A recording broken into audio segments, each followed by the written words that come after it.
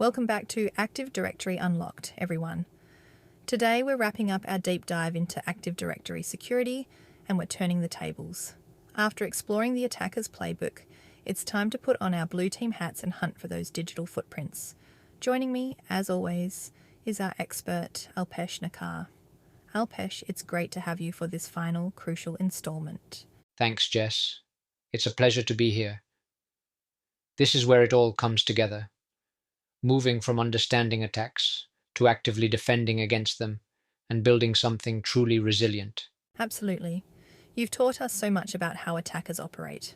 Now, the big question, how do we actually find them? Even the stealthiest attacks, you say, leave traces. What should we be looking for? That's right. No attack is perfectly invisible. They all leave what we call indicators of compromise, or IOCs, often buried in the Windows event logs. The real threat isn't just the attack, but our failure to spot those subtle clues. So, where do we start digging? Any specific examples of these footprints? Definitely. Let's take a common one. Pass the hash attacks. When an attacker steals an NTLM hash and uses it to log on, it creates a very specific network logon event. We're talking about logon type 3, associated with event ID 4624. If you see a lot of these from an unusual source IP, or perhaps from a machine that shouldn't be authenticating that way, it's a huge red flag for a compromised system. That makes sense. What about something like Kerber roasting, which we've discussed before? For Kerber roasting, it's about volume.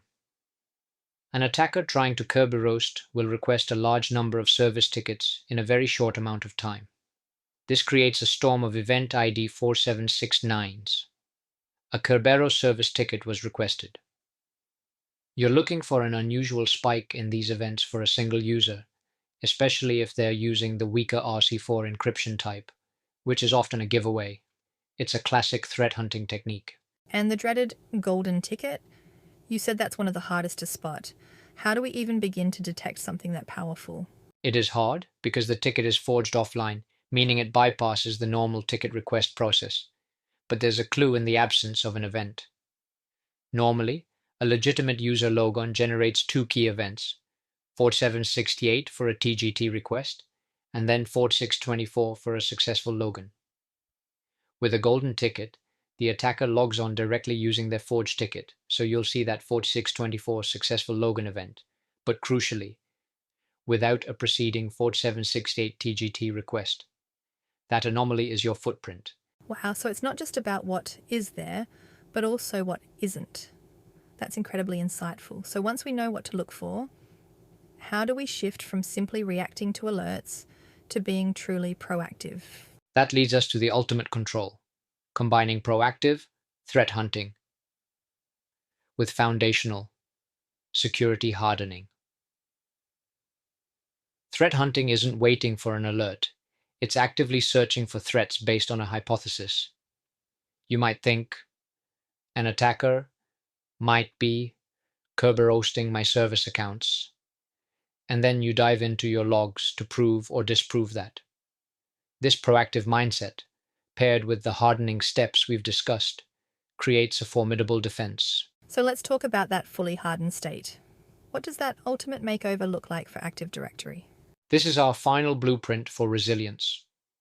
First, you absolutely need a CM, a security information and event management platform. You simply cannot hunt for threats manually at scale. A CM centralizes all your logs and lets you build automated detection rules for everything we've talked about, like alerting on specific logon types or a user generating too many service ticket requests. That's foundational. What else makes the cut? Second, strictly enforce the tiered admin model. No exceptions.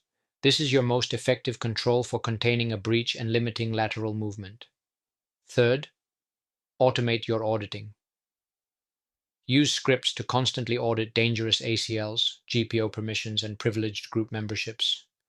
You need to be alerted to any unauthorized change within hours, not months. And of course, passwords and credentials. Exactly. Fourth, practice stringent credential hygiene. Enforce long, complex passwords everywhere, especially on service accounts. Use group managed service accounts or GMSAs where possible. And crucially, reset your KRBTGT password twice a year. That's the Kerberos service account for your domain. And finally, securing the crown jewels, the domain controllers themselves. That's the fifth point. Secure your DCs as if they were sacred, because they are. They are Tier 0 assets.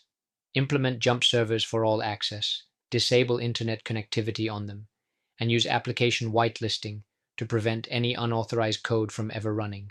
Alpesh, this has been an incredibly comprehensive and eye-opening series. So by combining these hardening techniques with proactive threat hunting, we're essentially transforming Active Directory from a soft target into a fortress.